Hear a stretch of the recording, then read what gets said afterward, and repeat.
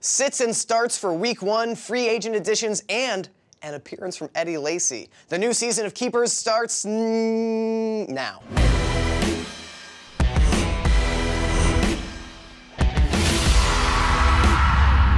Welcome to Week 1 of Keepers. I'm Matt Ufford, and no, I'm not a fantasy football expert. I prefer the term fantasy champion. For those of you who have watched the first 2 seasons of Keepers, thank you for your patronage. If you're just joining us, welcome. I'll do my best to guide you through the coming fantasy season, and if something goes wrong, don't worry.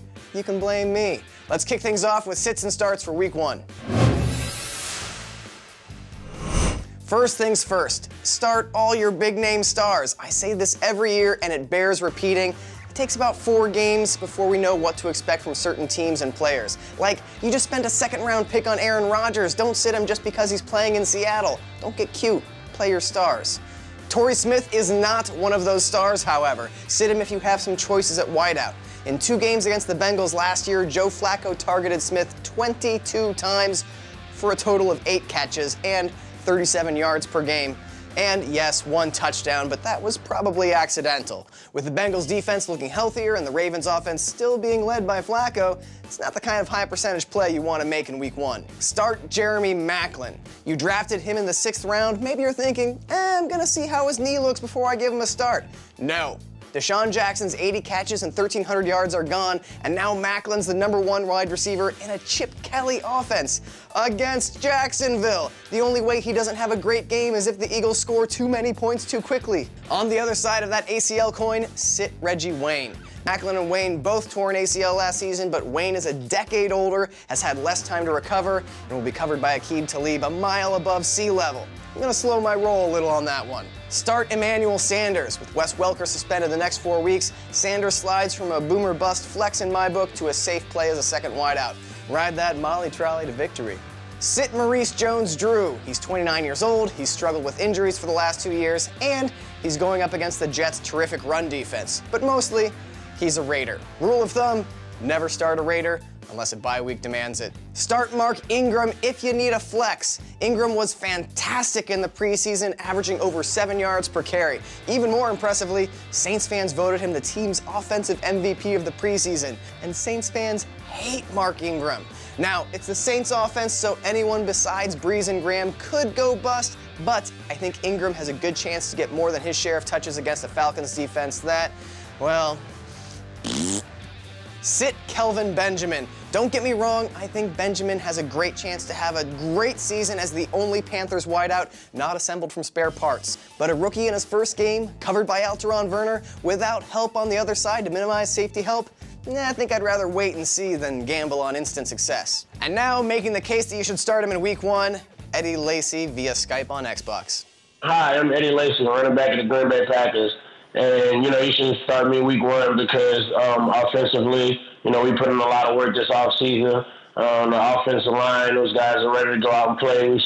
We ended the season last year with a good year on the ground, and we're looking forward to building off of what we did last year. So it's definitely going to be another good year on the ground. That's why I should start me Week 1.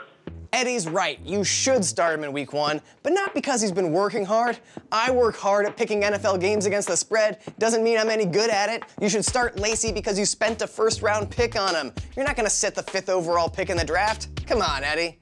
By the way, we're going to have an NFL player on every week to make their fantasy case. Next week, Roddy White against the Bengals. Let us know if we should start or sit Roddy by using the hashtag NFL on Xbox. I'll read the best tweets here on Keepers.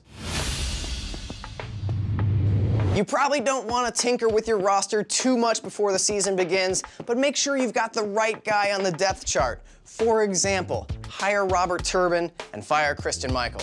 Listen, as a Seahawks fan, I love Michael. He's an explosive, powerful runner, and I think he'll be the Seahawks starter in 2015. But he also fumbled in consecutive games during the preseason, and everything the coaches have said suggests that they don't think he's ready for the spotlight yet.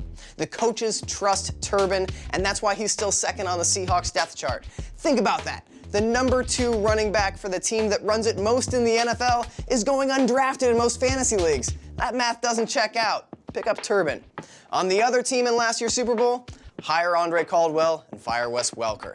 Listen, if you can find an interested buyer for Welker, go ahead and make that trade. There's a case to be made for buying low on Welker, but it's not one that I'm going to make for a 33-year-old slot receiver with a history of concussions. I don't think you should drop him outright, but I'd be looking for ways to cut bait. You probably shouldn't be working trades before the season unless you had a draft full of regret and Trent Richardson. Wait a couple weeks, see what trends take shape before making a move. Now, me, I just traded away Kendall Wright for Percy Harvin because I don't like sensible advice. What does that rational person know? I've got a hunch, man. So lay off the trades for the moment. The trading block will be back next week with some snap judgments and bad ideas. That's it for week 1 of Keepers. Man, it feels nice to have fantasy back. Well, until someone on your bench scores 3 touchdowns. Fantasy football, such an abusive lover. Set your lineups. See you next week. Hey, thanks for watching this SB Nation video. If you liked it, do us a solid and click that thumbs up button. And for more from SB Nation, subscribe to our channel. And while you're at it, how about watching one of these videos over here? Come on, what else are you doing today? Click it. Go.